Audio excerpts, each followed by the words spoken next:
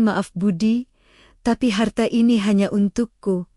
Suara itu adalah awal dari neraka yang tidak pernah Hana bayangkan. 2 tahun penuh air mata, Hana membanting tulang, memandikan hingga menggendong tubuh suaminya yang lumpuh tanpa sedikit pun keluhan. Ia mengabdi dengan tulus, memuja sang suami layaknya malaikat yang tak berdaya. Namun, di balik wajah lemas penuh penderitaan itu, tersimpan monster haus darah yang sedang menenun rencana keji. Saat Dokter Baskara berteriak histeris memerintahkan polisi datang, Hana tersentak ke dalam jurang pengkhianatan yang paling dingin. Seluruh dunianya hancur berkeping-keping saat rahasia mengerikan di balik kursi roda itu terbongkar paksa. Apa yang akan kamu lakukan jika pria yang kamu rawat dengan segenap jiwa ternyata adalah iblis yang sedang menertawakan pengabdianmu di atas tumpukan uang berdarah? Inilah kisahnya. Pukul 4 pagi, saat embun masih memeluk erat jendela kamar yang lembab, Hana sudah terbangun. Tubuhnya seakan memiliki jam alarm alami yang dipicu oleh rasa lelah dan kewajiban. Ia tidak tidur di kasur empuk yang ada di tengah ruangan, melainkan di sebuah sofa tipis di sudut kamar. Kasur besar itu adalah milik suaminya, Aditya, yang membutuhkan ruang gerak luas karena kondisinya. Hana bangkit perlahan, merapikan hijab tidurnya, lalu melangkah ke kamar mandi untuk mengambil air wudhu. Di bawah temaram lampu tidur, siluet Aditya terlihat begitu tenang. Pria itu tampak tidak berdaya, tertidur dengan posisi yang sama sejak semalam. Hana melaksanakan salat subuh di sisi ranjang suaminya. Dalam sujudnya yang panjang, ia selalu membisikkan doa yang sama. Ya Allah, berikan aku kesabaran, berikan aku kekuatan untuk merawat Mas Aditya, dan jika engkau berkenan, angkatlah penyakitnya. Setelah selesai berdoa, rutinitas yang sesungguhnya pun dimulai. Ini adalah bagian yang paling menguras tenaganya. Anna Meribus menyiapkan baskom serta handuk bersih. Ia mendekati ranjang dengan senyum yang selalu ia paksakan agar terlihat tegar. Mas Aditya, bangun sayang, sudah pagi. Waktunya mandi, ucap Hana lembut. Tidak ada jawaban, hanya terdengar helaan napas berat dari Aditya. Mata suaminya terbuka perlahan, menatap lenggit-lenggit dengan tatapan kosong yang menyayat hati. Aditya dinyatakan lumpuh total dari pinggang ke bawah sejak 2 tahun lalu. Kecelakaan maut itu tidak hanya menghancurkan mobil mereka, tetapi juga menghancurkan masa depan mereka sebagai pasangan muda. Hana dengan telaten membuka selimut suaminya. Ia harus mengerahkan seluruh tenaga untuk memiringkan tubuh Aditya yang berat. Dengan satu tangan menahan punggung Aditya, tangan lainnya dengan cekatan menyeka kulit suaminya dengan air hangat. Ia melakukan ini setiap hari tanpa pernah mengeluh. Meskipun punggungnya sendiri sering kali terasa seperti mau patah. 2 tahun ini terasa begitu panjang. Hana teringat masa-masa indah 3 tahun pertama pernikahan mereka sebelum tragedi itu terjadi. Aditya adalah sosok pria yang gagah, sukses, dan sangat pelindung. Namun, kecelakaan saat pulang dari pertemuan bisnis dengan rekannya yang bernama Budi mengubah segalanya. Budi meninggal di tempat, sementara Aditya selamat, namun harus kehilangan fungsi kakinya. Setelah memandikan Aditya, Hana menyisir rambut suaminya hingga rapi. Mas, hari ini kita harus ke rumah sakit lagi untuk kontrol rutin. Dokter bilang ada dokter saraf baru yang akan memeriksa Mas. Namanya Dokter Baskara. Semoga ada kabar baik ya, bisik Hana sambil menyuapi Aditya bubur sumsum yang ia buat sendiri. Aditya hanya mengangguk kecil, nyaris tak terlihat. Interaksi mereka sangat minim.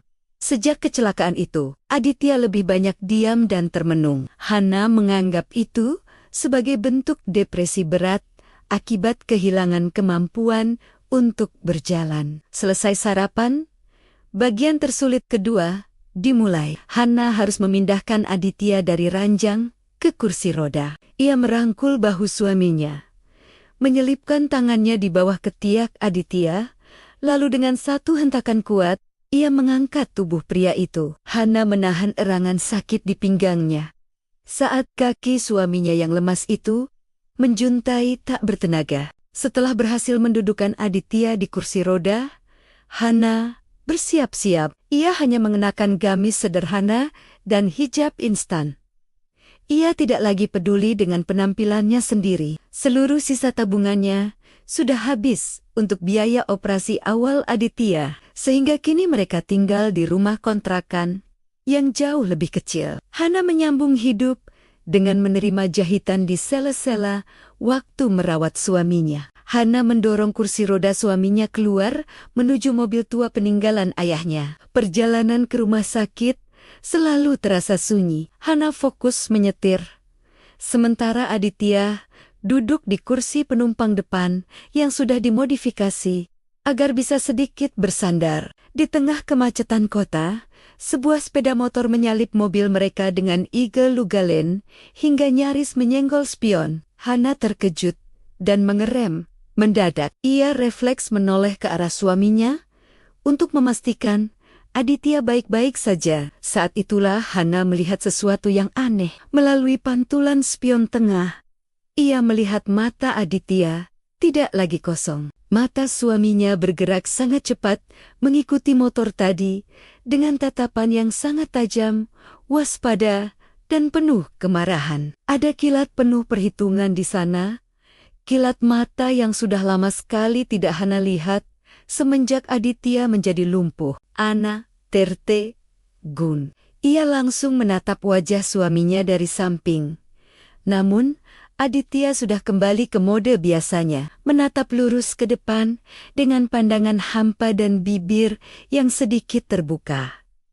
Astagfirullah, aku pasti salah lihat. Mungkin aku terlalu lelah sampai berhalusinasi, bisik Hana dalam hati. Hana mencoba menepis pikiran aneh itu jauh-jauh. Tidak mungkin suaminya yang lumpuh total bisa memiliki tatapan setajam itu. Ia kembali fokus pada jalanan di depan, tidak menyadari bahwa itu adalah percikan kecil dari sebuah rahasia besar yang akan segera membakar habis seluruh dunia yang selama ini ia bangun dengan air mata dan kesabaran. Beberapa menit kemudian, mereka tiba di lobi rumah sakit. Bau obat yang menyengat menyambut mereka. Hana mendorong kursi roda Aditya, menyusuri koridor menuju polisaraf. Ia mendaftarkan nama suaminya dan duduk menunggu giliran. Pasien atas nama Tuan Aditya, panggil seorang perawat. Hana menutup buku catatan polanya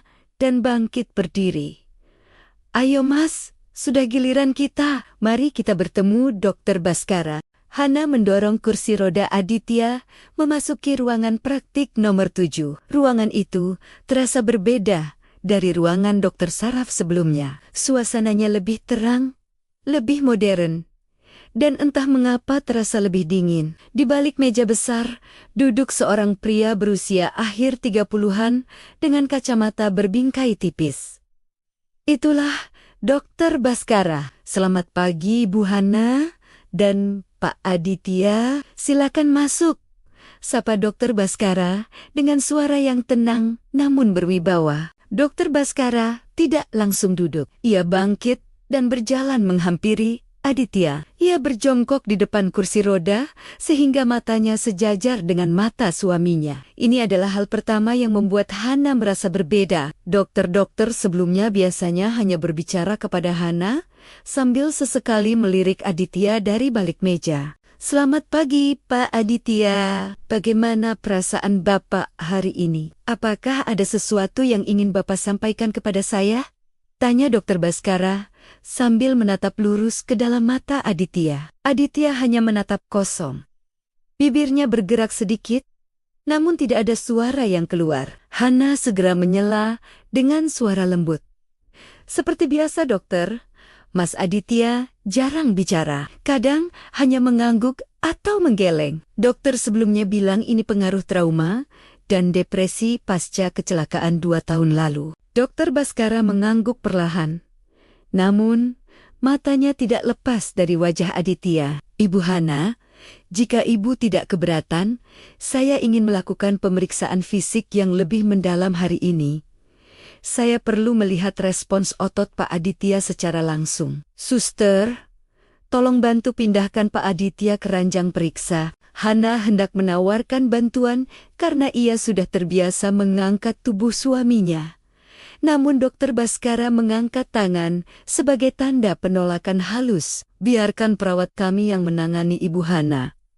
Saya perlu mengamati bagaimana tubuh Pak Aditya bereaksi saat dipindahkan. Hana duduk di kursi sudut ruangan dengan perasaan yang tidak menentu. Ia memperhatikan Dokter Baskara dan seorang perawat pria memindahkan Aditya ke ranjang. Setelah Aditya berbaring terlentang, Dokter Baskara mulai mengeluarkan beberapa peralatan medisnya. Pemeriksaan dimulai dengan sangat teliti. Dokter Baskara mengeluarkan sebuah jarum kecil yang steril. Pak Aditya, saya akan menyentuh beberapa bagian kaki Bapak dengan jarum ini. Tolong katakan jika Bapak merasakan sesuatu, atau kedipkan mata jika itu terasa sakit. Dokter Baskara menusuk telapak kaki Aditya. Tidak ada reaksi. Ia menusuk betis. Lalu, paha. Aditya tetap diam dengan pandangan yang kosong menatap langit-langit. Hana merasakan perih di hatinya setiap kali melihat pemandangan itu. Pemandangan yang mengingatkannya bahwa suaminya Sioloala sudah mati, separuh badan. Namun, saat Dokter Baskara mengambil palu refleks, suasana mulai berubah. Dokter Baskara mengangkat kaki kanan Aditya sedikit agar ototnya rileks. Ia mulai mengetuk tendon di bawah tempurung lutut. Hana sudah hafal adegan ini. Biasanya, kaki itu akan diam tak bergerak sama sekali. Palu itu diayunkan. Kaki Aditya memang tidak menendang. Namun Hana melihat mata Dokter Baskara menyipit tajam. Dokter itu tidak melihat ke arah kaki, melainkan ke arah paha atas Aditya. Hana yang kini ikut memperhatikan dengan saksama juga melihatnya. Sepersekian detik saat palu itu mengetuk, otot paha Aditya terlihat mengencang. Bukan gerakan refleks menendang yang lemas, melainkan gerakan otot yang sengaja ditahan dengan sangat kuat. Itu adalah gerakan yang mustahil dilakukan oleh seseorang yang mengalami lumpuh total saraf tulang belakang. Dokter Baskara tidak mengatakan apa-apa. Ia hanya mencatat sesuatu di tablet digitalnya. Ia kemudian meminta perawat untuk membalikkan tubuh Aditya menjadi tengkurap. Pak Aditya, saya akan memeriksa sensitivitas di area punggung bawah Bapak, ucap Dokter Baskara. Dokter Baskara kembali menggunakan jarumnya, menusuk titik-titik di sepanjang tulang belakang. Tiba-tiba, tanpa aba-aba, dan dengan sengaja, Dokter Baskara menjatuhkan palu refleks besinya ke lantai logam di dekat ranjang. Denting suara besi yang menghantam lantai itu sangat keras dan mengejutkan. Hana sampai terlonjak dari kursinya karena kaget. Perawat juga tampak terkejut. Namun, reaksi yang paling nyata datang dari orang yang sedang tengkurap di atas ranjang. Dalam sepersekian detik, saat suara itu menggelegar, kedua tumit Aditya bergerak menjepit ke arah dalam. Itu adalah sebuah refleks kaget yang sempurna. Sebuah tanda bahwa koordinasi saraf motorik di kakinya masih berfungsi dengan sangat baik. Namun, secepat kilat pula Aditya kembali merilekskan tubuhnya, kembali berpura-pura menjadi seonggok daging yang tak bernyawa. Dokter Baskara mengambil palu refleksnya dengan tenang. Wajahnya datar, namun kilat di matanya penuh dengan kemenangan. Ia menatap Hana, lalu menatap Aditya yang masih tengkurap. Pemeriksaan selesai. Suster, tolong bantu Pak Aditya kembali ke kursi roda dan bawa beliau ke ruang observasi sebentar. Saya ingin memeriksa hasil pindaian terbaru yang baru saja dikirimkan oleh laboratorium bagian radiologi. Perintah Dokter Baskara. Setelah Aditya dibawa keluar oleh perawat, Dokter Baskara segera menutup pintu ruangan dan menguncinya. Hana mulai merasa panik. Jantungnya berdebar kencang melihat sikap dokter yang tiba-tiba berubah sangat serius dan waspada. "Dokter, ada apa sebenarnya? Kenapa Mas Aditya harus dibawa ke ruang observasi sendirian? Ada yang salah dengan suami saya?" tanya Hana dengan suara bergetar. Dokter Baskara mendekati Hana. Wajahnya tampak sedikit pucat, namun suaranya sangat tegas. "Ibu Hana, tolong dengarkan saya baik-baik. Kita tidak punya banyak waktu. Sebelum suami ibu menyadari, ada yang tidak beres." "Maksud dokter apa? Tolong jangan membuat saya takut," ucap Hana.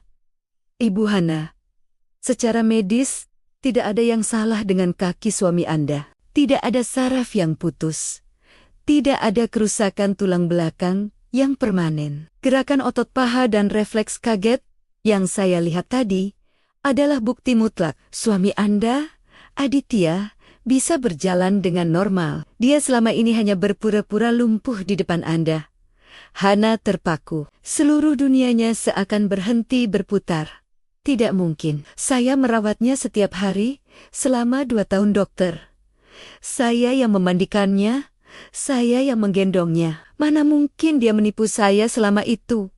isak Hana. Dokter Baskara memegang bahu Hana untuk menenangkannya. "Justru itu Ibu Hana, dia memanfaatkan ketulusan dan pengabdian Anda untuk sebuah rencana yang sangat gelap. Dan ada satu hal lagi yang harus Ibu ketahui. Hasil pindaian lama yang Ibu bawa, yang menyatakan dia lumpuh total, saya yakin itu adalah dokumen palsu atau milik pasien lain."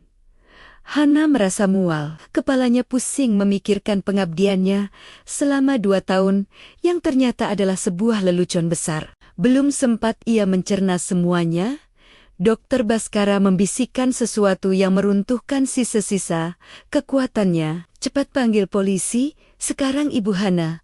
Suami Anda bukan hanya seorang pembohong, tapi dia sangat berbahaya. Dia baru saja menyadari bahwa saya telah membongkar sandiwaranya. Kita harus bertindak sebelum dia melakukan sesuatu yang nekat di rumah sakit ini." Tepat saat Hana merogoh ponselnya dengan tangan gemetar, terdengar suara gedoran pintu yang sangat keras dari luar. Suara teriakan perawat terdengar panik, memanggil nama Dokter Baskara. Hana dan Dokter Baskara saling berpandangan dengan penuh kengerian. Sesuatu yang buruk telah terjadi di ruang observasi. Dokter Baskara segera membuka kunci pintu ruangan. Di depan pintu, perawat pria yang tadi membawa Aditya berdiri dengan wajah pucat pasi dan napas yang terengah-engah. Matanya membelalak ketakutan saat menatap Dokter Baskara dan Hana secara bergantian. "Dokter, gawat, Tuan Aditya menghilang dari ruang observasi," teriak perawat itu dengan suara yang gemetar. Hana merasa lututnya lemas. Ia berpegangan pada pinggiran meja praktik dokter agar tidak jatuh tersungkur. "Bagaimana mungkin? Dia lumpuh, suster. Bagaimana bisa dia menghilang dari ruangan itu tanpa kursi rodanya?" tanya Hana dengan suara yang hampir habis.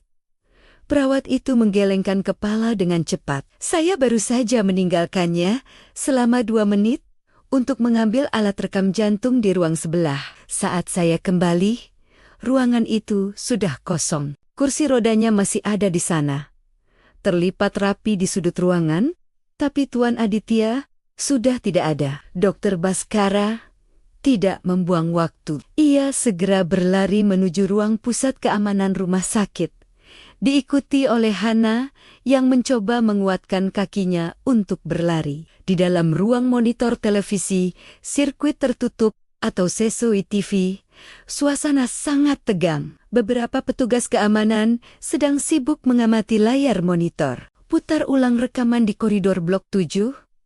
Tepat di depan ruang observasi 3, perintah Dokter Baskara dengan tegas. Petugas operator menekan beberapa tombol. Layar menampilkan gambar koridor yang tadinya sepi. Tak lama kemudian, terlihat pintu ruang observasi terbuka perlahan. Hana menahan napas saat melihat suaminya, Aditya melongokkan kepala ke kanan dan ke kiri untuk memastikan situasi aman. Lalu, sebuah pemandangan yang meremukkan hati Hana terjadi di depan matanya.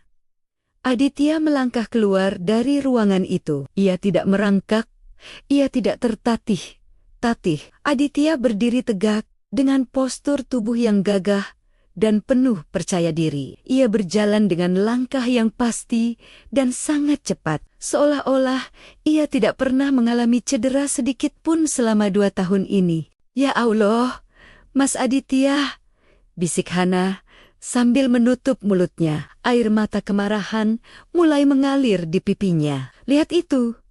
Dia menuju ke arah tangga darurat sayap barat, tunjuk salah satu petugas keamanan. Di layar monitor yang lain, terlihat Aditya memasuki sebuah lorong sepi yang jarang dilewati pasien. Di sana, ia berhenti di depan sebuah loker staff. Dengan gerakan yang sangat efisien, Aditya mengeluarkan sebuah kunci dari saku baju pasiennya dan membuka salah satu loker. Ia mengambil sebuah tas ransel hitam yang tampak sudah disiapkan di sana. Hana melihat suaminya mengganti baju pasien rumah sakit dengan kaos hitam dan topi baseball yang ia ambil dari dalam tas. Aditya bergerak seperti seorang agen yang sudah terlatih, penuh perhitungan dan tanpa ragu. Ia menyampirkan tas itu di bahunya, lalu menghilang di balik pintu keluar menuju area parkir belakang. Dia sudah merencanakan ini semua. Tas itu, kunci loker itu, semuanya sudah disiapkan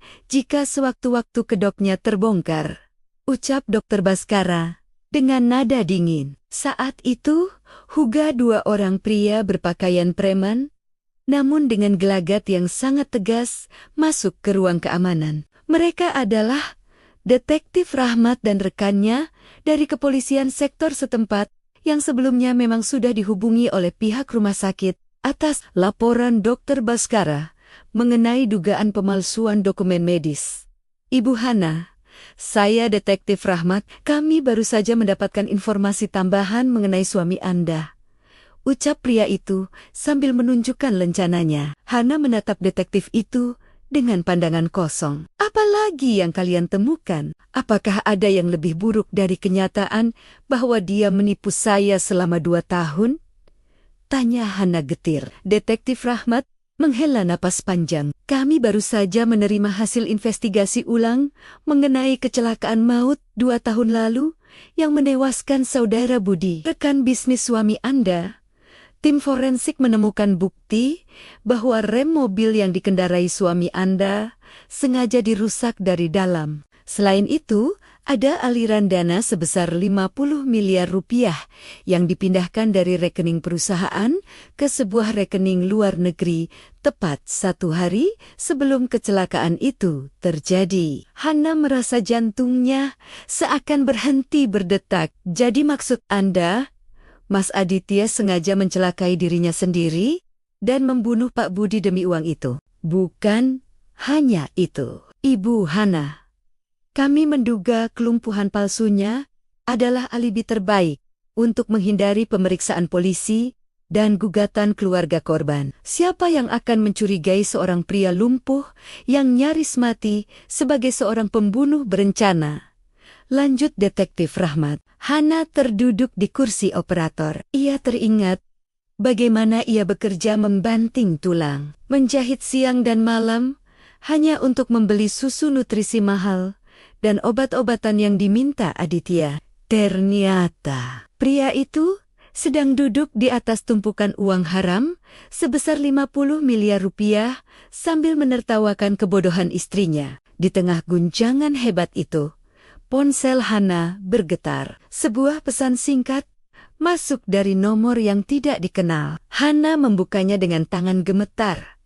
Pesan itu berisi sebuah foto. Foto itu memperlihatkan Aditya yang sedang berdiri di depan sebuah kafe mewah, merangkul pinggang seorang wanita cantik dengan pakaian terbuka yang sangat modis. Wanita itu adalah Siska, mantan sekretaris di kantor Aditya yang dulu pernah Hana curigai. Di bawah foto itu tertulis sebuah pesan singkat yang sangat menyakitkan. Terima kasih sudah merawat asetku selama 2 tahun ini, Hana.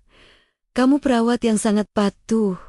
Tapi sayang sekali, kamu terlalu membosankan untuk pria seperti Aditya. Jangan cari kami, karena kami sudah memulai hidup baru dengan uang yang kamu kumpulkan susah payah. Hana meremas ponselnya hingga buku jarinya memutih.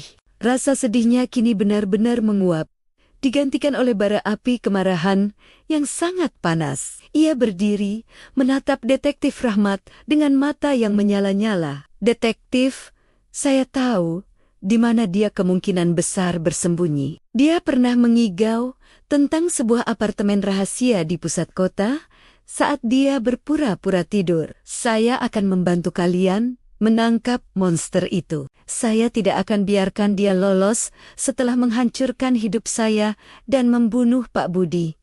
Detektif Rahmat mengangguk setuju. Baik Ibu Ana, mari kita bergerak. Tapi kita harus sangat waspada, karena Aditya sekarang dalam posisi terdesak. Dan dia pasti akan melakukan apapun untuk bisa keluar dari negara ini. Mereka segera keluar dari rumah sakit, menuju mobil polisi yang sudah bersiap. Hana tidak tahu bahwa di balik pengejaran ini ada sebuah kejutan lain yang melibatkan Siska dan sebuah pengkhianatan di dalam pengkhianatan yang akan membuat nyawa Aditya berada di ujung tanduk. Mobil polisi melaju kencang membelah kemacetan jalanan Jakarta yang mulai merayap sore itu. Hana duduk di kursi belakang dengan tatapan mata yang dingin dan tajam. Ia tidak lagi menangis. Kesedihannya sudah berubah menjadi energi yang membara untuk menuntut keadilan. Di sampingnya Detektif Rahmat terus berkoordinasi dengan tim penangkap melalui radio taktisnya. Kita menuju apartemen Kemang Pratama, Detektif. Lantai 25, unit penthouse nomor 101. Ucap Hana dengan suara yang sangat stabil. Detektif Rahmat melirik Hana. Anda yakin ini tempatnya Ibu Hana? Bagaimana Anda bisa tahu alamat sedetail ini jika suami Anda hanya mengigau saat tidur? Hana tersenyum getir. Mas Aditya adalah orang yang sangat teliti, Detektif. Saat dia merasa posisinya aman di atas kursi roda, dia sering meremehkan keberadaan saya. Dia menganggap saya hanya perawat bodoh yang tidak akan mengerti pembicaraan bisnisnya. Suatu malam, saya melihatnya memegang kunci emas dengan gantungan bertuliskan alamat itu. Dia mengira saya sudah tidur, tapi saat itu saya sedang menahan sakit punggung dan melihat semuanya dari sofa. Setibanya di gedung apartemen mewah itu, tim Detektif Rahmat segera berpencar. Beberapa petugas menjaga pintu keluar darurat dan lobi, sementara Detektif Rahmat, Detektif Budi, dan Hana menuju lantai 25. Suasana di koridor sangat sunyi. Hanya terdengar suara sepatu bot petugas yang melangkah dengan sangat hati-hati. Detektif Rahmat memberi aba-aba kepada anak buahnya. Pintu unit 101 itu tampak kokoh dengan sistem kunci elektronik yang canggih. Tanpa membuang waktu, petugas menggunakan alat pendobrak paksa. Brok, pintu terbuka lebar. Petugas segera merangsek masuk dengan senjata teracung. Polisi, jangan bergerak. Hana melangkah masuk di belakang Detektif Rahmat. Matanya langsung menyisir ruangan yang sangat mewah itu. Marmer putih yang mengilap, lampu kristal yang menggantung indah, dan pemandangan kota dari balik jendela kaca raksasa. Semua kemewahan ini dibeli dengan darah Pak Budi dan air mata Hana. Namun, ruangan tengah itu kosong. Hanya ada sebuah gelas kristal yang pecah di lantai, dan noda anggur merah yang masih basah di atas permadani. Ke arah kamar utama, teriak Detektif Budi. Di dalam kamar, mereka menemukan seorang wanita sedang terduduk lemas di lantai sambil memegang pipinya yang memar. Wanita itu mengenakan gaun sutra merah yang sangat mahal. Dialah Siska. Wajahnya yang cantik kini terlihat sangat berantakan dan penuh ketakutan. Siska, di mana Aditya? Bentak Detektif Rahmat sambil mendekat. Siska mendongak, matanya membelalak Saat melihat Hana berdiri di sana, ia mulai terisak dengan histeris. Dia sudah pergi. Dia monster. Dia memukulku dan mengambil tas berisi uang itu. Dia meninggalkan aku begitu saja. Setelah polisi datang ke rumah sakit, Hana berjalan mendekati Siska. Ia menatap wanita yang selama ini menjadi selingkuhan suaminya itu dengan tatapan jijik. Jadi ini hasil dari pengkhianatanmu, Siska? Kamu pikir pria yang tega membunuh rekan bisnisnya dan menipu istrinya sendiri akan setia padamu? Kamu hanya alat baginya. Sama seperti saya selama 2 tahun ini. Siska menangis semakin kencang. Aku tidak tahu dia pembunuh, Hana. Dia bilang, dia hanya menggelapkan uang perusahaan untuk masa depan kami. Dia bilang, kamu itu beban yang harus dia tanggung sampai keadaan aman. Tapi tadi, saat dia tahu identitas palsunya terbongkar, dia berubah jadi orang lain. Dia mengambil semua uangnya dan bilang akan pergi ke dermaga pribadi di Jakarta Utara. Detektif Rahmat langsung menekan radio taktisnya. Semua unit arahkan pengejaran ke dermaga pribadi pelabuhan. Marunda, tersangka, diduga membawa tas besar berisi uang tunai dan kemungkinan besar bersenjata. Hana melihat sebuah koper besar yang terbuka di atas ranjang. Di dalamnya terdapat beberapa paspor palsu dan tumpukan uang yang masih tersisa sedikit. Ia kemudian melihat sebuah botol obat kecil yang sudah pecah di atas meja ria Siska.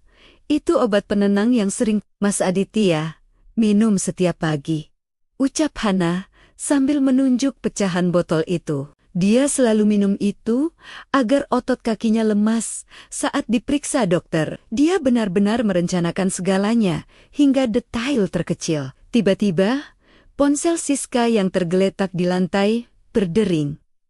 Sebuah pesan masuk dari nomor Aditya. Detektif Budi segera mengambil ponsel itu dan membacanya. Jangan harap bisa menyusulku, Siska. Kamu sudah tahu terlalu banyak. Polisi akan menangkapmu dan menjebloskanmu ke penjara karena turut serta dalam pencucian uang ini. Selamat tinggal dari dermaga 12. Hana menatap Detektif Rahmat. Kita harus ke sana sekarang. Dermaga 12 itu adalah tempat yang sangat sepi dan tertutup. Jika dia berhasil naik ke kapal cepat itu, kita akan kehilangan jejaknya selamanya. Detektif Rahmat mengangguk. Petugas bawa Siska ke markas untuk pemeriksaan lebih lanjut. Ibu Hana, Anda ikut bersama saya. Kita butuh Anda untuk mengidentifikasi wajahnya dari kejauhan. Sebelum dia sempat melompat ke air. Saat mereka berlari keluar menuju mobil, Hana membisikkan doa dalam hatinya. Ya Allah, jangan biarkan monster itu lolos. Berikan keadilan untuk Pak Budi dan untuk setiap detik penderitaan yang aku lalui. Perjalanan menuju pelabuhan Marunda terasa sangat mencekam. Langit Jakarta mulai berubah gelap. Seakan ikut merasakan ketegangan yang terjadi, Hana tahu pertemuan berikutnya dengan Aditya tidak akan lagi di atas kursi roda. Ini akan menjadi konfrontasi terakhir antara seorang istri yang dikhianati dan seorang suami yang sudah kehilangan nuraninya. Di kejauhan, lampu sorot pelabuhan mulai terlihat berkedip. Dermaga 12 sudah berada di depan mata. Sebuah tempat sunyi yang akan menjadi saksi bisu berakhirnya sebuah sandiwara besar 2 tahun terakhir. Hana bisa merasakan adrenalin yang memuncak. Bersiap untuk melihat wajah asli dari pria yang selama ini ia puja sebagai suami.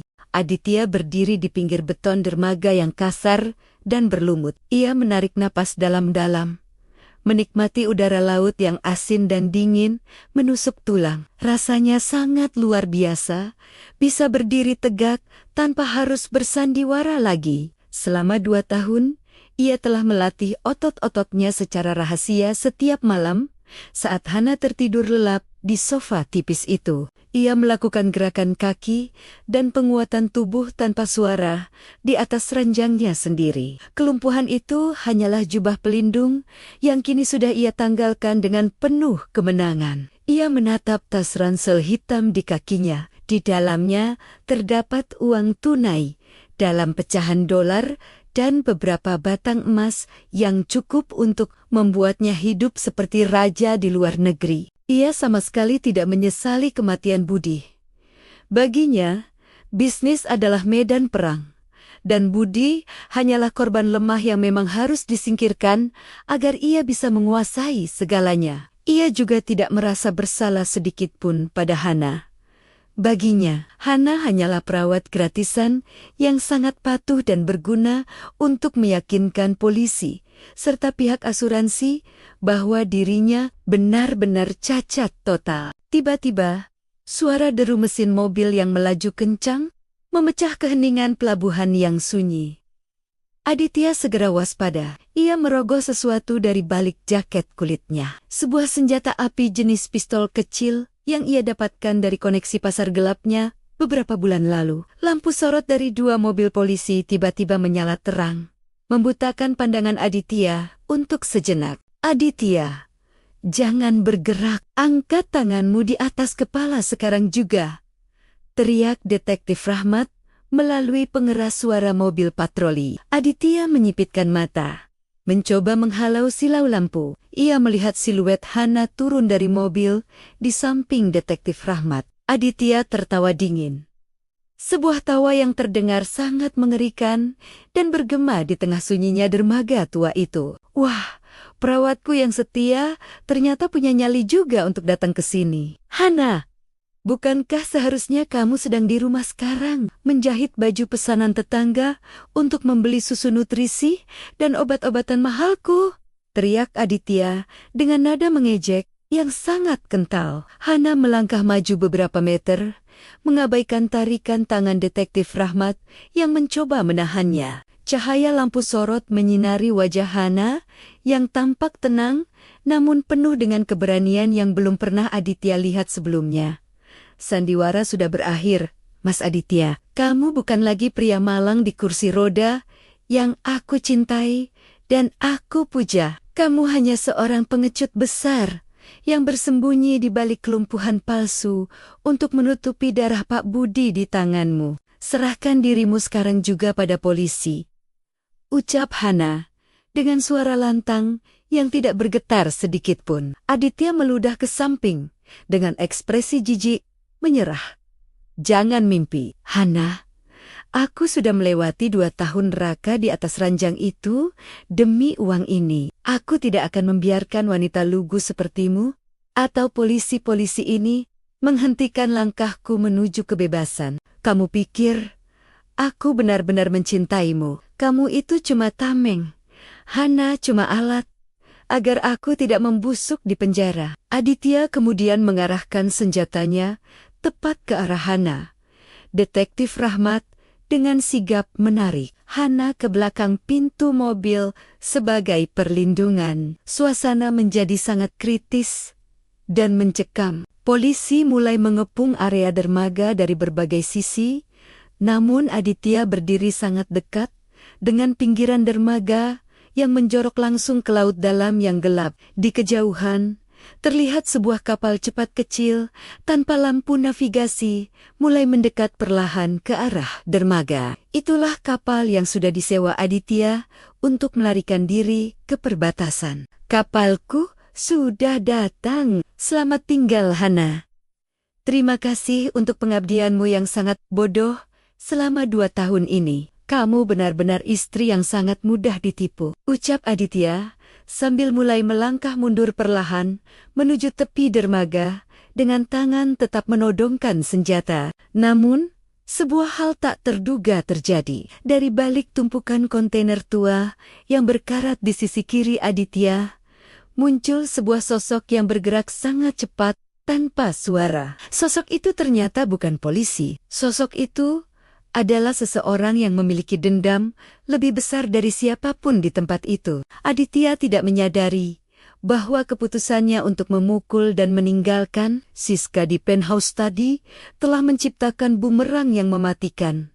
Siska ternyata tidak hanya diam. Ia telah mengirimkan lokasi koordinat pelarian Aditya kepada seseorang yang selama ini diam-diam mengawasi Aditya dari jauh. Tepat saat Aditya hendak melompat ke arah kapal cepat yang baru saja merapat, sebuah tembakan meletus dari arah kegelapan kontainer. Tembakan itu bukan berasal dari polisi, melainkan dari sosok misterius yang ingin memastikan Aditya tidak akan pernah keluar dari pelabuhan itu hidup.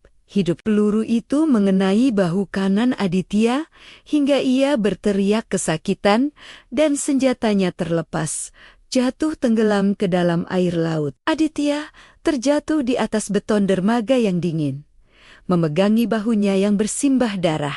Polisi segera merangsek maju untuk meringkusnya. Namun, Aditya yang sudah kesetanan dan penuh adrenalin mencoba bangkit kembali meski tubuhnya mulai lemah. Ia menatap ke arah Hana dengan penuh kebencian yang mendalam.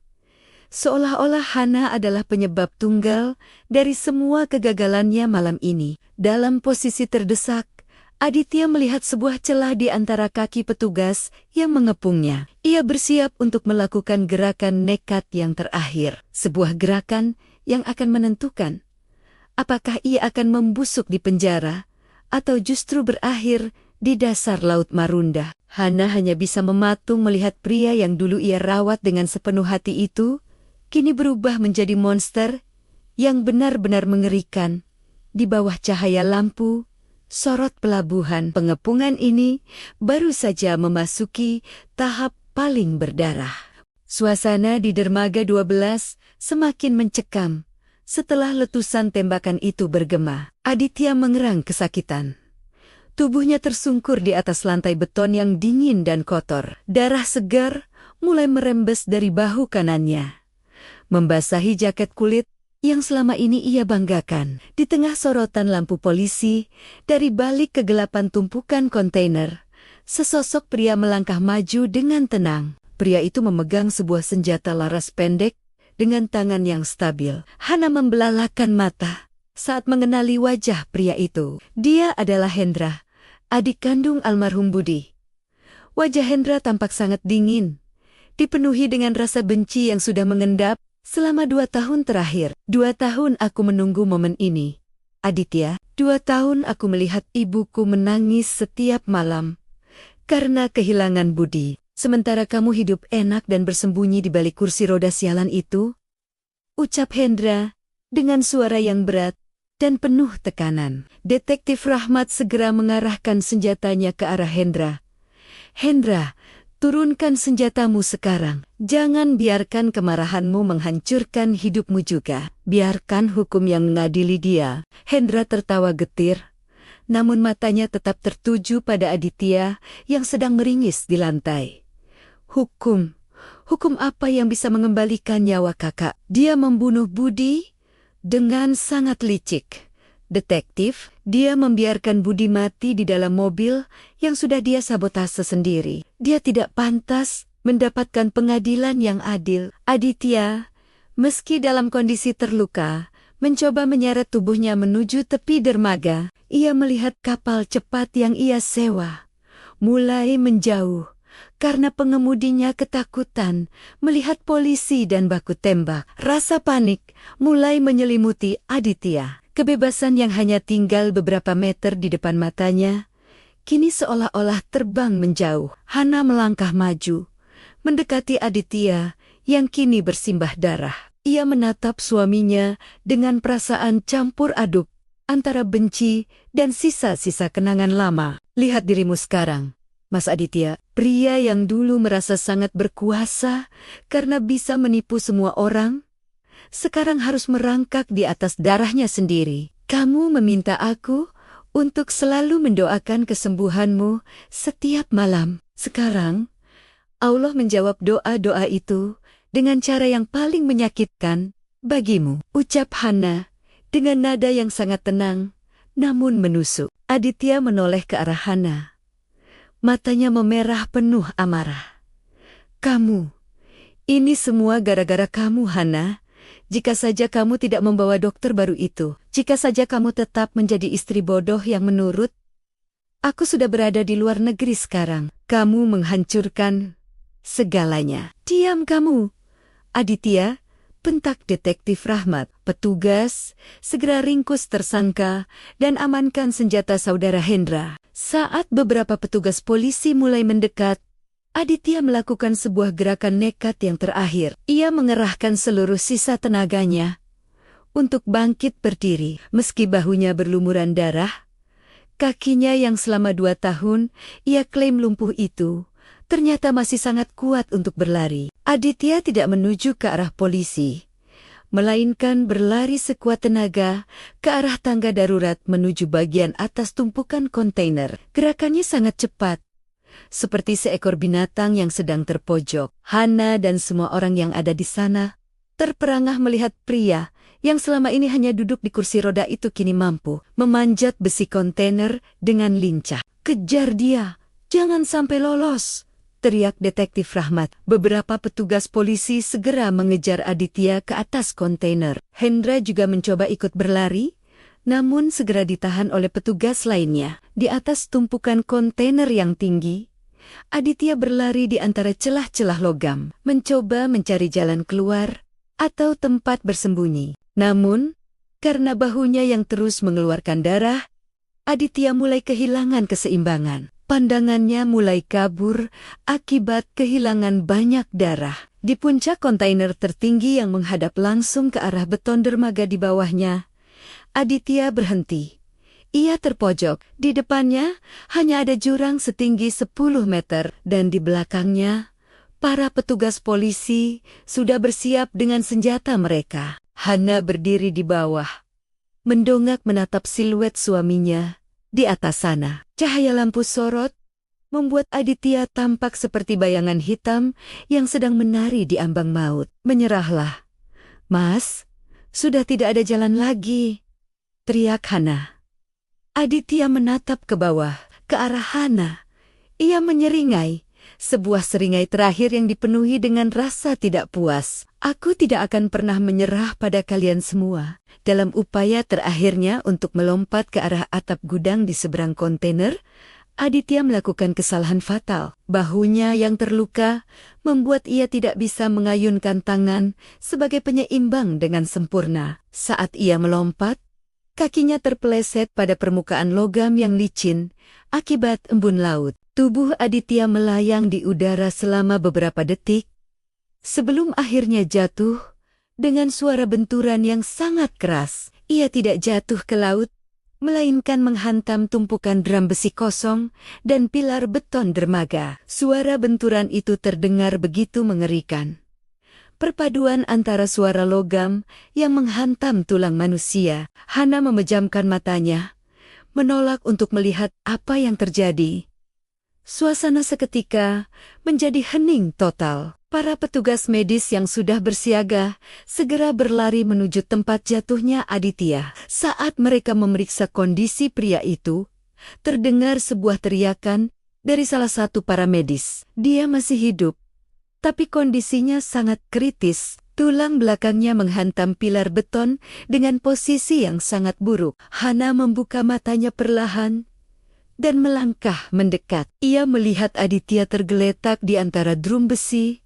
Matanya terbuka lebar, menatap langit malam dengan ekspresi yang sangat aneh. Aditya mencoba menggerakkan bibirnya, namun tidak ada suara yang keluar. Dan saat para medis mencoba melakukan tes saraf di kakinya, wajah Aditya berubah menjadi pucat pasi. Ketakutan yang sesungguhnya kini baru dimulai. Sebuah ketakutan yang jauh lebih nyata daripada sandiwara yang ia mainkan selama 2 tahun terakhir ini. Keadilan ilahi seakan sedang bersiap untuk memberikan babak akhir dari sebuah pengkhianatan yang sangat keji. Suara sirine ambulans meraung-raung membelah kesunyian malam menuju Rumah Sakit Medika Pratama. Di dalamnya, Aditya terbaring lemah dengan penyangga leher dan oksigen yang menempel di wajahnya. Matanya yang liar terus menatap lenggit-lenggit ambulans dengan penuh kengerian. Ia mencoba menggerakkan jempol kakinya. Berkali-kali ia mencoba sekuat tenaga, namun hasilnya nol. Tidak ada sensasi apapun. Kakinya terasa seperti milik orang lain yang hanya ditempelkan ke tubuhnya. Di belakang ambulans, mobil polisi yang membawa Hana dan Detektif Rahmat mengikuti dengan kecepatan tinggi. Hana duduk terdiam, jemarinya saling bertaut di atas pangkuan. Ia teringat bagaimana 2 tahun lalu ia menangis histeris di dalam ambulans yang sama, memohon kepada Allah agar Aditya diselamatkan. Sekarang, hatinya terasa kosong. Tidak ada lagi air mata untuk pria yang telah membuang 2 tahun hidupnya dalam kebohongan. Setibanya di unit gawat darurat atau UGD, suasana kembali gaduh. Dokter Baskara yang sudah dihubungi sebelumnya sudah bersiap di depan pintu masuk. Ia segera memimpin tim medis untuk membawa Aditya ke ruang tindakan. "Dokter, tolong saya tidak bisa merasakan kaki saya. Ini pasti karena luka tembak tadi, bukan karena saya jatuh," rintih Aditya saat ranjangnya didorong melewati Dokter Baskara.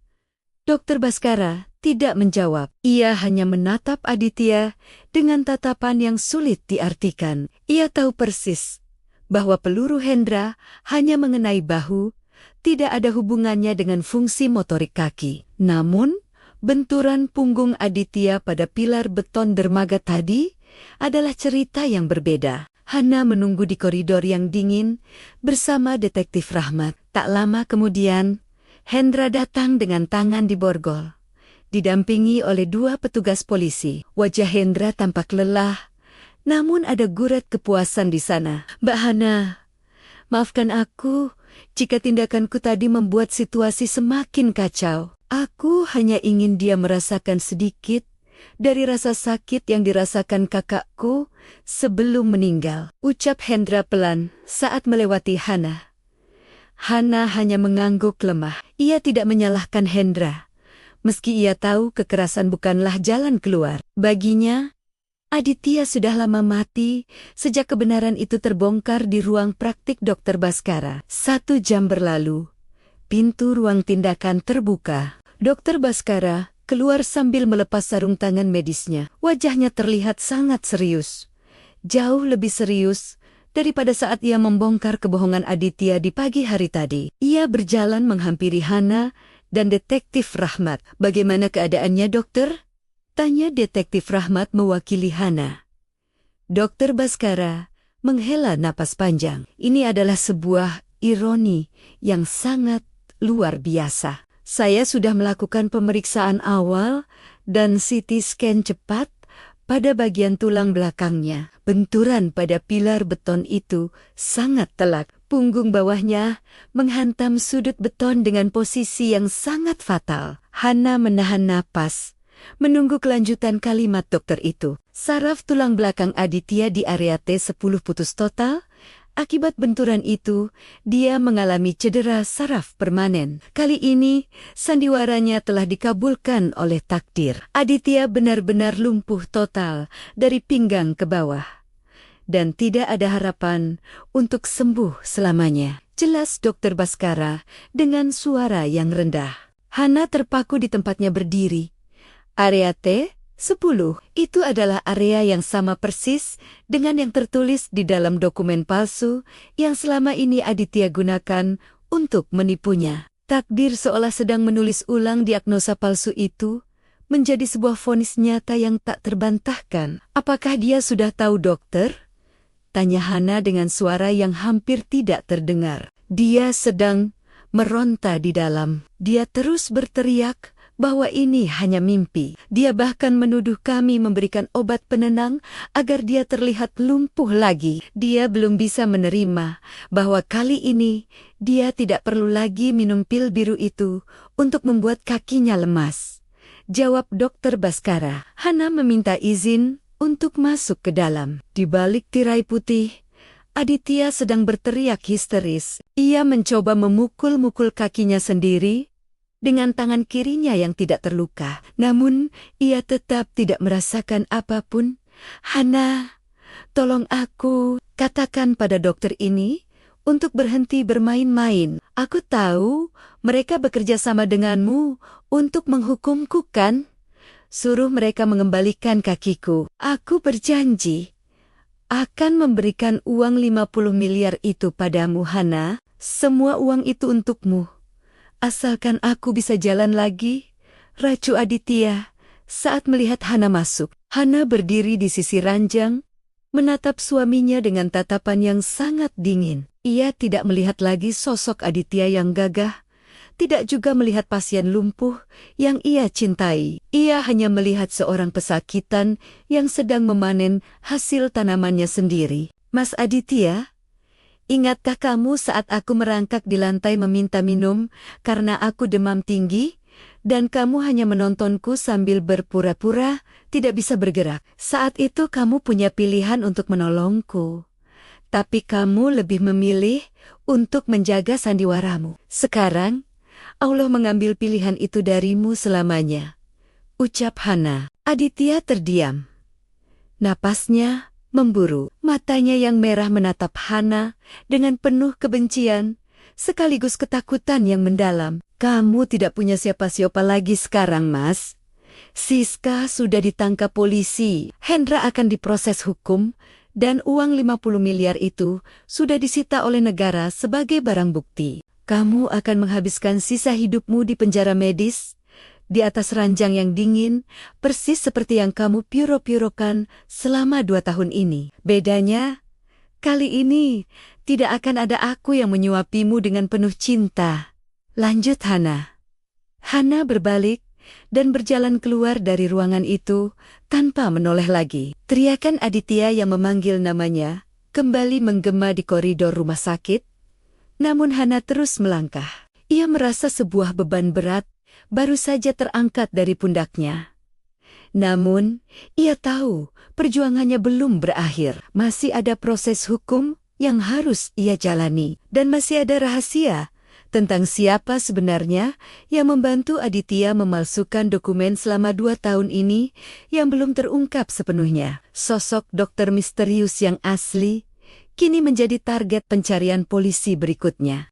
3 hari setelah malam mencekam di pelabuhan, Hana kembali ke rumah kontrakan kecilnya. Rumah itu terasa sangat sunyi, namun tidak lagi menyesakan. Ia mulai mengemasi barang-barang miliknya, memisahkan mana yang akan ia bawa dan mana yang akan ia buang. Saat ia masuk ke ruang kecil tempatnya biasa menjahit, matanya tertuju pada mesin jahit tua pemberian almarhum ayahnya. Mesin jahit itulah yang menopang hidupnya dan Aditya selama 2 tahun penuh kebohongan. Hana mengusap permukaan kayu mesin jahit itu. Ia teringat betapa seringnya Aditya memintanya untuk menjahit di ruangan itu agar Aditya bisa beristirahat dengan tenang di kamar. Sekarang Hana sadar, itu hanyalah cara Aditya agar bisa bebas menelepon atau melakukan gerakan olahraga tanpa terlihat olehnya. Tiba-tiba, suara ketukan pintu mengejutkan Hana. Detektif Rahmat berdiri di depan pintu dengan map coklat di tangannya. Wajahnya tampak lelah, menandakan pengejaran terhadap sisa-sisa sindikat Aditya masih terus berlangsung. "Selamat siang, Ibu Hana. Maaf mengganggu waktu berkemas Anda," ucap Detektif Rahmat. "Silakan masuk, Detektif. Ada perkembangan baru mengenai kasus Mas Aditya?" tanya Hana sambil menyodorkan segelas air putih. Detektif Rahmat duduk dan membuka map coklatnya. "Kami sedang melacak keberadaan Dr. Haris, dokter saraf pertama yang menangani Aditya 2 tahun lalu. Dialah yang mengeluarkan diagnosa palsu itu. Kami menemukan fakta bahwa Dr. Haris telah menghilang dari rumah sakit pusat tepat 1 minggu sebelum Dr. Baskara mulai bertugas." Hana mengernyitkan dahi. "Menghilang? Kemana dia pergi, Detektif?" "Data imigrasi menunjukkan dia belum keluar negeri secara resmi. Namun, kami menemukan aliran dana yang sangat besar dari rekening perusahaan Aditya ke sebuah rekening pribadi atas nama istri Dr. Haris. Kami menduga Dr. Haris adalah kunci untuk membuktikan bahwa kelumpuhan palsu Aditya adalah bagian dari rencana besar untuk mengelabui asuransi dan kepolisian sejak awal. Jelas Detektif Rahmat. Hana terdiam sejenak. Ia mencoba mengingat kembali detail-detail kecil selama 2 tahun terakhir. Detektif, ada satu hal yang baru saya ingat. Mas Aditya pernah meminta saya menjahit sebuah kantong kain kecil yang sangat kuat di bagian bawah laci mesin jahit saya ini. Dia bilang itu untuk menyimpan jimat keberuntungan dari almarhum ibunya. Detektif Rahmat segera berdiri dan mendekati mesin jahit tua itu. Ia berjongkok dan memeriksa bagian bawah laci kayu yang dalam. Benar saja, ada sebuah lapisan kain yang dijahit sangat rapi. Hampir tidak terlihat jika tidak diperhatikan dengan saksama. Detektif Rahmat menggunakan pisau saku untuk merobek jahitan itu perlahan. Dari dalam kantong kain itu, jatuh sebuah kunci brankas kecil dan sebuah kartu nama tua yang sudah agak menguning. Di kartu nama itu, tertulis nama sebuah klinik kecantikan pribadi di pinggiran kota, dan di baliknya terdapat tulisan tangan Aditya yang sangat rapi. Dr. Haris, Sandi 6899. Ini dia kuncinya, seru Detektif Rahmat dengan semangat. Ibu, Ana, kunci ini kemungkinan besar adalah kunci brankas di klinik pribadi milik Dr. Haris. Aditya sepertinya menyimpan bukti asli atau dokumen perjanjian gelap mereka di sana sebagai jaminan agar Dr. Haris tidak mengkhianatinya. Hana merasa merinding. Aditya benar-benar tidak mempercayai siapapun. Bahkan orang yang membantunya bersandiwara. Kami akan segera menuju lokasi klinik tersebut. Ibu Hana, saya harap Anda tetap di sini dan jangan pergi kemana-mana tanpa pengawalan petugas yang berjaga di depan. Aditya memang sudah lumpuh, tapi kita tidak tahu apakah Dr. Haris memiliki orang suruhan yang bisa membahayakan Anda. Pesan Detektif Rahmat sebelum bergegas pergi. Sementara itu, di rumah sakit medis penjara, Aditya menjalani hari-hari yang sangat menyiksa. Ia ditempatkan di sebuah sel khusus medis yang sempit. Tidak ada lagi kasur ortopedi yang nyaman. Tidak ada lagi aroma bubur sumsum hangat buatan Hana. Yang ada hanyalah bau karbol yang tajam dan dinginnya dinding penjara. Para perawat penjara memperlakukannya dengan sangat kasar. Mereka tidak peduli dengan keluhan sakit atau rasa haus Aditya. Saat waktunya makan, mereka hanya meletakkan nampan logam di atas dadanya. "Ayo makan, pasien nomor 717, jangan manja!" teriak salah satu petugas penjara. Aditya mencoba meraih sendok dengan tangannya yang bergetar. Ia merasa sangat terhina. Ia yang dulu merasa begitu cerdas karena bisa membodohi semua orang, kini hanya menjadi angka di balik teruji besi. Ia menatap kakinya yang terbungkus kain rumah sakit. Ia mencoba memukul kaki itu berkali-kali, berharap ada sedikit rasa sakit yang muncul, namun hasilnya tetap sama. Kelumpuhan ini adalah nyata dan abadi. Tiba-tiba, seorang pria berpakaian seragam dokter penjara masuk ke selnya. Pria itu memakai masker yang menutupi sebagian besar wajahnya. Ia mendekati ranjang Aditya dan berpura-pura memeriksa tetesan infus. "Kamu melakukan kesalahan besar dengan menyimpan kartu nama itu di mesin jahit Hana, Aditya," bisik dokter itu dengan suara yang sangat rendah. Aditya membelalakkan mata. Ia mengenali suara itu. "Dr. Haris, kamu, bagaimana kamu bisa masuk ke sini?" tanya Aditya dengan suara parau. "Jangan banyak tanya. Polisi sedang menuju klinikku sekarang. Jika mereka menemukan dokumen itu, kita berdua akan tamat. Aku harus memastikan kamu tetap diam selamanya," ucap Dr. Haris sambil merogoh sebuah suntikan dari balik saku jas putihnya. Aditya mencoba berteriak, namun suaranya tercekat di tenggorokan. Ia baru menyadari bahwa dalam dunia kejahatan yang ia bangun sendiri, ia bukanlah pemangsa utama. Ada orang lain yang lebih licik dan lebih kejam, yang kini siap menghabisi nyawanya demi menutupi jejak. Di saat yang bersamaan, mobil detektif Rahmat sedang melaju kencang menuju klinik Dr. Haris, tidak menyadari bahwa nyawa saksi kunci mereka sedang berada di ujung jarum suntik. Di dalam sel medis yang sempit dan pengap, udara seakan membeku. Aditya menatap ujung jarum suntik yang berkilau di bawah lampu neon yang berkedip. Dr. Haris, pria yang selama 2 tahun ia suap dengan uang haram, kini berdiri di depannya sebagai seorang algojo. Wajah Dr. Haris yang tertutup masker memancarkan kebencian dan rasa panik yang amat sangat. Jangan lakukan ini, Haris. Kita bisa bicara. Aku masih punya sisa uang di luar negeri. Rintih Aditya dengan suara yang sangat lemah. Dr. Haris tertawa kecil. Suara tawanya terdengar sangat parau dan mengerikan di tengah sunyinya sel penjara. Uangmu sudah tidak ada gunanya lagi. Aditya, polisi sudah mengepung klinikku. Jika kamu mati, semua jejak pemalsuan diagnosa itu akan terkubur bersamamu. Aku tidak mau membusuk di penjara hanya karena kebodohanmu yang gagal melarikan diri semalam. Tangan Dr. Haris yang terbungkus sarung tangan karet mulai menekan lengan Aditya. Ia mencari pembuluh darah untuk menyuntikkan cairan bening yang mematikan itu. Aditya mencoba meronta, namun tubuhnya yang lumpuh total tidak bisa memberikan perlawanan apapun. Ia hanya bisa menangis tanpa suara, meratapi nasibnya yang kini berada di ujung maut di tangan rekannya sendiri. Sementara itu, di pinggiran kota, Detektif Rahmat dan Hana baru saja tiba di klinik medika utama milik Dr. Haris. Klinik itu tampak sepi dan tertutup rapat. Petugas polisi segera mendobrak pintu masuk dan menyisir setiap ruangan.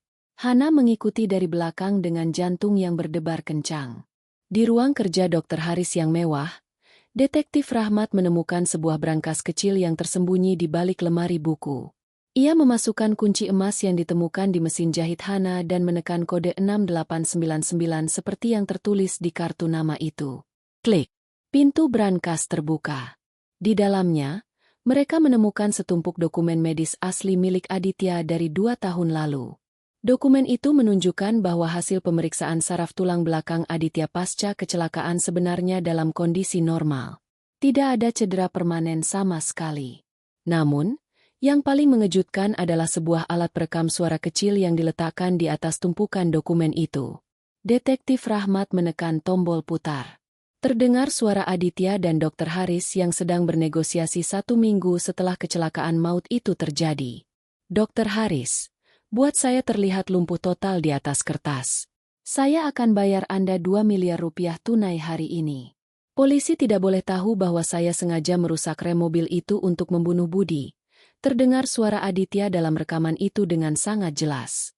Tangan Hana gemetar hebat saat mendengar suara suaminya sendiri yang mengakui pembunuhan itu dengan begitu dingin. Air mata Hana jatuh membasahi lantai marmer klinik tersebut. Segala keraguannya selama ini kini terjawab sudah dengan bukti yang tak terbantahkan. Detektif Rahmat segera menghubungi petugas yang berjaga di rumah sakit penjara. Suster, segera amankan sel medis nomor 717. Dr. Haris diduga menyamar masuk ke sana. Jangan biarkan dia mendekati tersangka Aditya, teriak Detektif Rahmat ke ponselnya. Kembali ke sel penjara. Jarum suntik Dr. Haris sudah nyaris menembus kulit lengan Aditya. Namun, tiba-tiba pintu sel didobrak dengan sangat keras dari luar. Dr. Baskara masuk bersama 2 orang petugas keamanan penjara dengan senjata terhunus. Berhenti, Dr. Haris. Angkat tangan Anda sekarang juga, bentak Dr. Baskara. Dr. Haris terkejut dan mencoba menyuntikkan cairan itu secara paksa ke arah leher Aditya dalam upaya nekatnya. Namun, salah satu petugas keamanan dengan sigap memukul tangan Dr. Haris, hingga suntikan itu terlempar ke lantai dan pecah berkeping-keping. Dr. Haris segera diringkus dan dijatuhkan ke lantai untuk diborgol. Aditya terengah-engah. Wajahnya dibanjiri keringat dingin. Ia menatap Dr. Baskara dengan tatapan yang sangat hampa. Ia selamat dari kematian. Namun ia tahu bahwa ia baru saja memasuki gerbang neraka yang sesungguhnya. Semua bukti sudah kami temukan. Aditya, rekaman suara pembicaraanmu dengan Dr. Haris sudah ada di tangan kami. Kamu tidak akan bisa mengelak lagi, ucap Dr. Baskara sambil menatap dingin ke arah pasien yang kini benar-benar tidak berdaya itu. Aditya hanya bisa memejamkan mata. Seluruh kekayaan yang ia kumpulkan dengan cara haram, seluruh sandiwara yang ia mainkan dengan sangat liti, kini telah hancur berkeping-keping. Ia tidak hanya kehilangan kakinya, tapi ia juga telah kehilangan masa depannya selamanya. Sementara itu, Hana yang berdiri di dalam klinik Dr. Haris, menatap langit malam dengan perasaan lega yang amat sangat.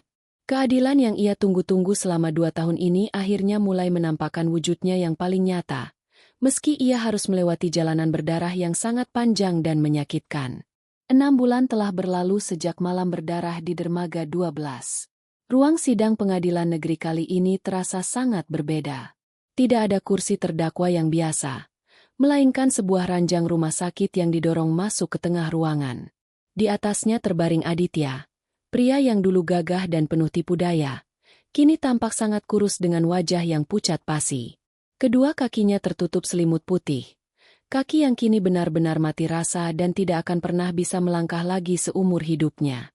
Hana duduk di barisan depan bangku pengunjung. Ia mengenakan gamis berwarna biru cerah dengan hijab yang senada. Wajahnya tidak lagi memancarkan kelelahan atau kesedihan. Ada ketenangan yang sangat dalam di matanya. Sebuah ketenangan dari seseorang yang sudah berhasil melewati badai paling hebat dalam hidupnya. Hakim ketua mulai membacakan vonis. Suaranya menggema di ruang sidang yang hening. Menimbang semua bukti yang ada, termasuk rekaman suara, dokumen medis asli, dan kesaksian para saksi kunci, maka pengadilan menyatakan terdakwa Aditya terbukti secara sah dan meyakinkan bersalah. Melakukan pembunuhan berencana terhadap saudara Budi, penggelapan dana perusahaan, penipuan asuransi, dan pemalsuan dokumen negara. Hakim mengetuk palunya dengan keras. Menjatuhkan hukuman pidana penjara seumur hidup kepada terdakwa Aditya. Karena kondisi fisik terdakwa, hukuman akan dijalankan di lapas medis dengan pengawasan ketat dari pihak kepolisian. Aditya memejamkan matanya rapat-rapat. Air mata penyesalan yang sudah terlambat mengalir di pipinya yang tirus. Tidak ada lagi sapaan sayang. Tidak ada lagi senyuman Hana yang menyambutnya. Sementara itu, Dr. Haris juga dijatuhi hukuman 20 tahun penjara atas keterlibatannya dalam sindikat pemalsuan dokumen tersebut. Siska, wanita yang mengira akan hidup mewah, kini harus mendekam di balik jeruji besi selama 10 tahun karena kasus pencucian uang. Setelah sidang selesai, Hana meminta izin kepada petugas untuk berbicara dengan Aditya untuk terakhir kalinya. Petugas memberikan waktu 5 menit di ruang tunggu medis sebelum Aditya dibawa kembali ke penjara. Hana berdiri di sisi ranjang suaminya. Aditya menoleh perlahan, menatap Hana dengan tatapan yang sangat memelas. Hana, maafkan aku. Aku mohon, jangan tinggalkan aku sendirian di penjara itu. Aku benar-benar lumpuh sekarang. Tidak ada yang bisa merawatku seperti kamu. Aku janji akan bertobat. Rintih Aditya dengan suara yang sangat parau. Hana menatap pria itu tanpa rasa benci sedikit pun. Rasa bencinya sudah lama menguap, digantikan oleh rasa syukur karena ia telah dibebaskan dari beban yang bukan miliknya. Mas Aditya, selama 2 tahun aku memberikan seluruh hidupku untuk merawatmu karena aku pikir kamu adalah imamku yang sedang diuji Allah. Ternyata, aku sedang merawat seorang monster yang sedang bersembunyi. Allah sangat adil. Mas, kamu menginginkan kelumpuhan sebagai tamengmu, dan sekarang Allah memberikannya sebagai kenyataan abadi agar kamu bisa merenungkan dosa-dosamu dalam diam, ucap Hana dengan sangat lembut namun tegas. Hana mengeluarkan sebuah surat dari dalam tasnya. Ini adalah akta cerai kita yang sudah diputuskan oleh pengadilan agama kemarin.